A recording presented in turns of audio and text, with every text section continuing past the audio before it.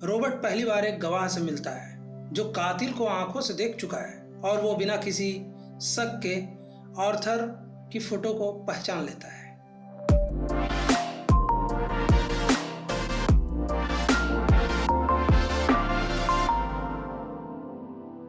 नमस्कार मित्रों, स्वागत है आपका सिने होस्ट डिजिटल में, जहां हम फिल्मों के पीछे छुपी कहानियों को सामने लाते हैं। आज हम बात करने जा रहे हैं ऐसे सीरियल किलर की कहानी पर बनी फिल्म की जिसने अमेरिका को दशकों तक डरा कर रखा। Film zodiac. ये फिल्म न सिर्फ एक सस्पेंस थ्रिल फिल्म है बल्कि एक सच्ची घटना पर आधारित केस स्टडी भी है, जोडियक किलर की।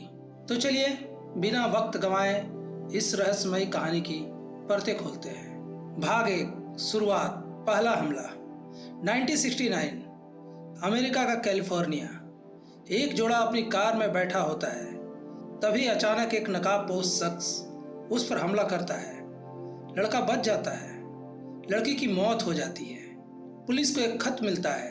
कातिल खुद बता रहा है कि उसने मर्डर किया है। खत के साथ होता है एक कोड जिसे वो मीडिया और पुलिस दोनों को भेजता है। वो खुद को कहता है जोडियक। भाग 2, अखबार और सुराग। सैन फ्रांसिस्को क्रॉनिकल अखबार में काम करने वाले क्राइम रिपोर्टर पॉल और कार्टूनिस्ट रॉबर्ट इस केस में बहुत दिलचस्पी लेते हैं। रॉबर्ट को कोड्स और पजल्स में गहरी दिलचस्पी होती है।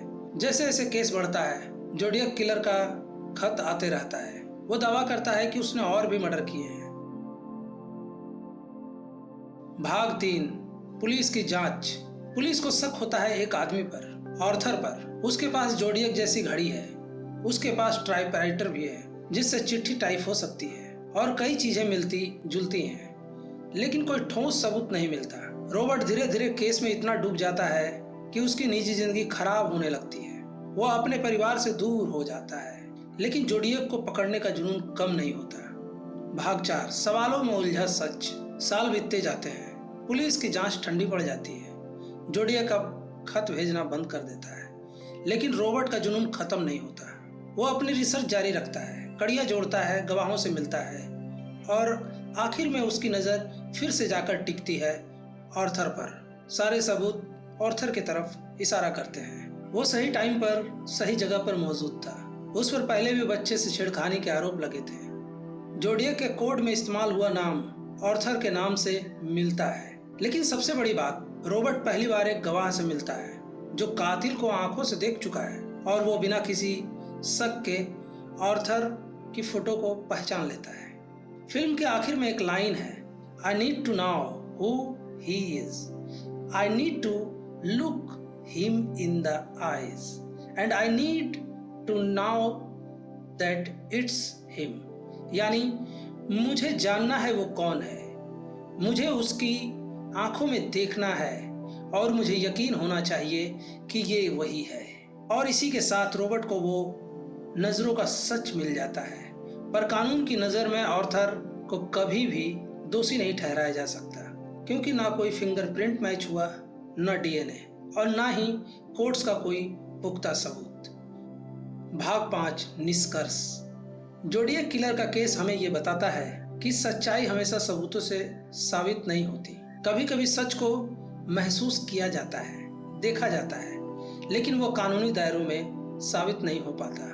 रॉबर्ट का मानना था कि जोडियक किलर आर्थर ही है और शायद वो सही था। लेकिन फिल्म हमें एक बड़ी बात सिखा जाती है, सच की तलाश में अगर जुनून हद से ज्यादा हो जाए तो इंसान खुद अपनी जिंदगी की राहें खो देता है। जोडियक किलर सिर्फ एक कातिल की कहानी नहीं, ये कहानी है इंसान के उस भूख की जो जवाब ढूंढना कभी बंद नहीं करता। अगर आपको ऐसी ही कहानियां पसंद हैं तो सिने होस्ट डिजिटल को अभी सब्सक्राइब कर लें। साथ ही वीडियो अच्छा लगा हो तो लाइक, शेयर, कमेंट भी करें। तो चलिए मिलते हैं अगली फिल्म में। तब तक के लिए लाइट्स ऑफ माइंड ऑन।